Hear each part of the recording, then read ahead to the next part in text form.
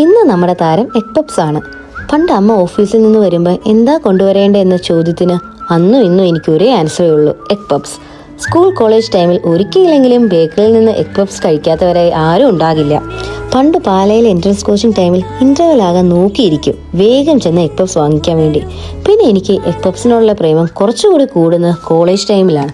ഞാനും എൻ്റെ 2 ഫ്രണ്ട്സും കൂടി പീരിമേടുള്ള കോളേജിൽ പോകുന്ന വഴി മുണ്ടക്കയം ബസ് സ്റ്റാൻഡിൽ ഇറങ്ങി അവിടെ അടുത്തുള്ള ബേക്കറിയിൽ നിന്ന് സ്ഥിരമായി എഗ് പപ്സും ലെമൺ ജ്യൂസും ഓർഡർ ചെയ്യും. പിന്നെ പലയിടത്തും ഇതേ കോംബോ ട്രൈ ചെയ്തിട്ടുണ്ടെങ്കിലും അന്നത്തെ അത്ര ടേസ്റ്റ് എനിക്ക് എവിടെയും കിട്ടിയിട്ടില്ല എന്നതാണ് സത്യം. ഇപ്പോൾ പേസ്ട്രി ഷീറ്റ്സ് ഒക്കെ അവൈലബിൾ ആയതുകൊണ്ട് പണ്ട് ബേക്കറിയിൽ നിന്ന് മാത്രം കിട്ടിക്കൊണ്ടിരുന്ന എഗ് പപ്സ് ഒക്കെ നമുക്കിപ്പോൾ ഈസിയായി വീട്ടിലും ഉണ്ടാക്കാം. ഇതിൻ്റെ കൂടെ ഒരു ലെമൺ ജ്യൂസ് കൂടി വന്നാലേ നമ്മുടെ കഥ കംപ്ലീറ്റ് ആവുകയുള്ളൂ. നമ്മുടെ എഗ് പപ്സ് റെഡിയായി വന്നപ്പോഴേക്കും ഷേപ്പ് അങ്ങോട്ട് ശരിയായില്ല. അല്ലെങ്കിൽ ഷേപ്പിലൊക്കെ എന്ത് കാര്യം ഇരിക്കുന്നു, ടേസ്റ്റിലല്ലേ കാര്യം.